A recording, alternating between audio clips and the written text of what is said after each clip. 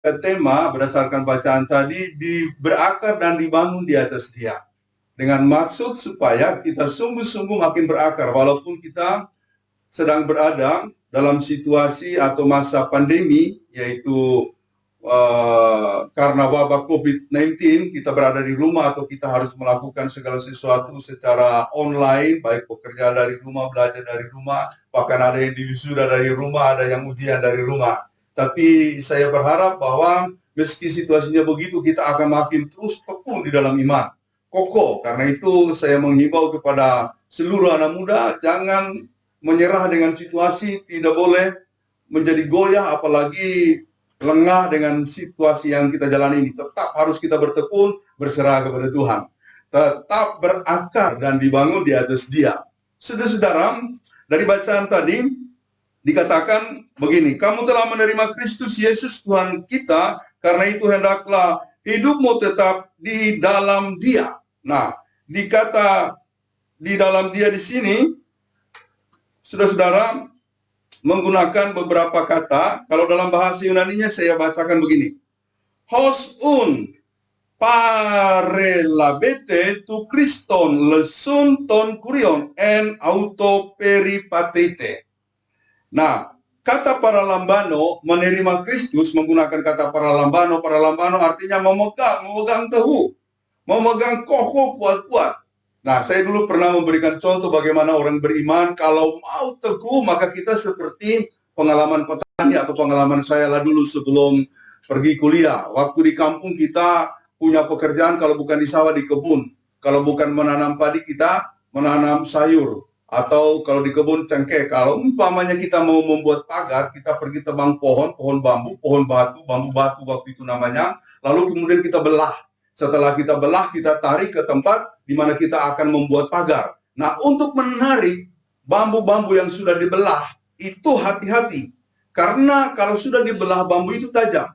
Makanya kita harus menggenggam. Bahasa kita mengatakan, danda komo kojo-kojonya. Kalau tidak dikomo kojo-kojonya, dama bela. Kalau kita tidak genggam kuat-kuat waktu menarik bambu yang sudah dibelah, maka kita akan mengalami luka oleh sayatan dari bambu yang tajamnya bagaikan pisau itu. Jadi kita harus menggenggam kuat-kuat baru bisa menarik bambu yang sudah dibelah itu sampai ke tempat di mana kita akan menggunakannya sebagai pagar. Jadi saudara-saudara, paralambano di sini seperti itu, menggenggam kuat-kuat. Nah, banyak orang katanya beriman tapi suka terluka atau kadang-kadang mengalami hidup yang terluka. Sebenarnya kalau kita tinjau dari kata ini, mungkin dia kurang beriman sungguh-sungguh sehingga ketika sesuatu yang datang sebagai badai atau yang menjadi beban, maka dia akan mengalami kesusahan. Jadi saudara-saudara, saya bersyukur kita punya persekutuan pemuda, kita boleh sharing dengan pemuda, kebaktian pemuda, bahkan nanti sebentar selesai khotbah saya memberi kesempatan kepada pemuda untuk mengajukan pertanyaan. Silakan mengirim pertanyaan di grup WhatsApp pemuda, lalu nanti Ul akan mengirimkan ke saya. Nanti saya akan memilih 2 atau 3 pertanyaan untuk saya bahas. Nah, jadi jangan lupa nanti kirim pertanyaan. Siapa yang memberikan pertanyaan yang bagus, saya kasih bonus ya. Pertanyaannya bagus ya. Bukan jawabannya yang bagus, pertanyaannya yang bagus. Saudara-saudara, kemudian kata yang berikut yaitu supaya kita setelah menerima Kristus, hendaklah hidupmu tetap di dalam Dia. Di dalam Dia ini menggunakan kata peripateo, yaitu terus berjalan di dalam Dia. Kita berprogres bersama-sama dengan Tuhan. Jadi kita memegang Dia dengan kokoh kuat, lalu kita berjalan bersama-sama. Apalagi kita anak-anak muda, semua kita sama berada di perantauan. Ada yang merantau di Jakarta, ada yang merantau ke luar negeri, ada yang sekarang mungkin lagi berlayar, kita tidak tahu situasinya, kena COVID atau tidak, tapi kita tetap harus berpegang pada Tuhan, kita berjalan di dalam Tuhan. Saudara-saudara, jangan sampai kita kehilangan arah seperti itu. Lalu dikatakan pada ayatnya yang ke-7, hendaklah kamu berakar di dalam Dia dan dibangun di atas Dia. Hendaklah kamu bertambah teguh dalam iman yang telah diajarkan kepadamu. Dan hendaklah hatimu melimpah dengan syukur. Dalam bahasa Yunaninya berbunyi seperti ini. Epixomenoin kai epoikodo mou menoi en auto kai bebaio menoi tepistei. Kado sedidak stet perisontes en Eucharistia.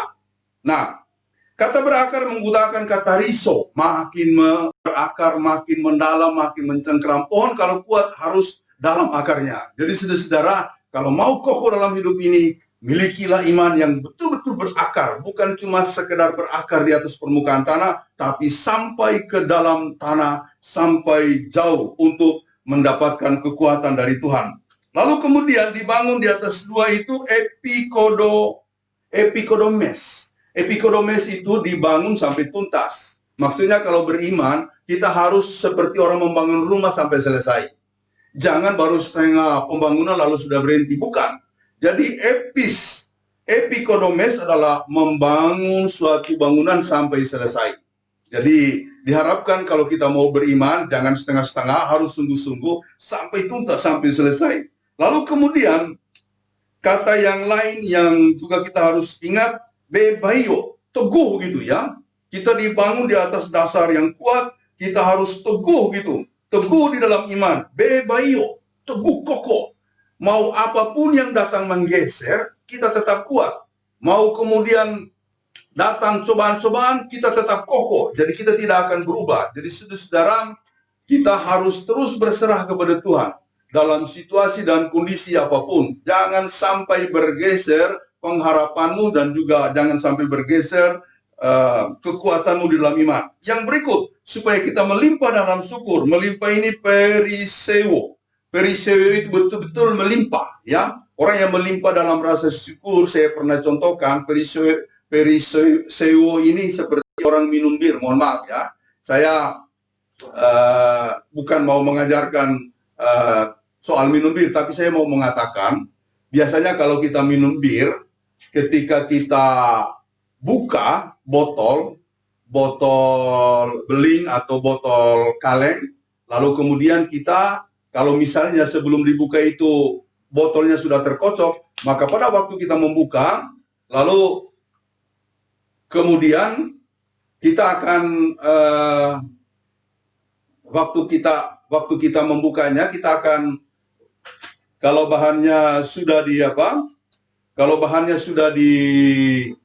dikocok, botolnya sudah dikocok, maka kita akan mengalami setelah kita buka akan meluap. Nah, itu di sini yang disebut dengan periseo, ya, melimpah dengan syukur. Jadi saudara-saudara, mohon maaf ada gangguan teknis, ya, karena tadi alat supnya itu dipakai pada ibadah minggu, sekarang dipakai lagi, jadi ada baterainya lobet. Tapi saya harap masih mendengar suara saya dimanapun berada, saudara-saudara. Nah, karenanya saudara-saudara, tetap teguh, berakar, dan dibangun di atas dia, pegang iman yang kokoh. Saya akan memberikan penjabaran sebagai berikut. Orang yang hidup berakar dan dibangun di atas dia, yang pertama akan memiliki penyerahan penuh kepada Tuhan. Dia akan berserah sepenuh-penuhnya kepada Tuhan. Jadi, betul-betul dia beriman. Lalu kemudian menyerahkan hidupnya kepada Tuhan, karena Tuhanlah yang menjamin dia. Yang kedua, yang harus kita renungkan, selain kita berserah penuh kepada Tuhan, kita membuka diri bagi kehendak Tuhan. Bukan kehendak kita yang jadi, tapi kehendak Tuhan. Karena kadang-kadang kita berdoa kepada Tuhan, tapi kita lupa bahwa kita harus melakukan kehendaknya. Kehendak Tuhan yang penting. Nah, yang ketiga, biarkan kasih Tuhan mengalir memenuhi hidup kita. Dan rahasia supaya kasih Kristus mengalir dalam kehidupan kita ialah alirkan juga berkat-berkatnya yang sudah kita terima. Jadi jangan cuma menerima, kita pendam, atau kita simpan, atau kita pakai untuk diri sendiri, melainkan juga kita harus salurkan untuk orang-orang lain, terutama yang membutuhkan. Jadi terima kasih pemuda, karena pemuda telah bersepakat, pengurusnya bersepakat untuk ikut terlibat dalam gerakan aksi peduli, Gloria Peduli, yang nanti akan kita lakukan membantu para pemulung. Jadi saya kira ini salah satu hal yang sungguh luar biasa dan indah dalam gerakan pelayanan kita. Jadi bagaimana kasih Tuhan, berkat Tuhan akan mengalir dalam hidup kita, itu juga sangat ditentukan bagaimana kita mau dan rela serta ikhlas mengalirkan berkat-berkatnya dalam kehidupan bagi kehidupan orang lain. Yang berikut, saudara-saudara, mensyukuri setiap perbuatan Tuhan, mensyukuri setiap kebaikannya. Jangan lupa bersyukur. Bangun pagi harus bersyukur. Kadangkala kita kelebihan berkat, tapi kita merasa kekurangan. Karena apa? Karena kita tidak pernah mensyukurinya. Tapi bagi orang yang tahu bersyukur, dia akan selalu merasa berkelimpahan dalam kehidupannya setiap hari. Jadi mulai hari ini, saudara-saudara, terus limpah-limpahkan syukurmu kepada Tuhan, maka kita akan melihat betapa banyaknya berkat Tuhan.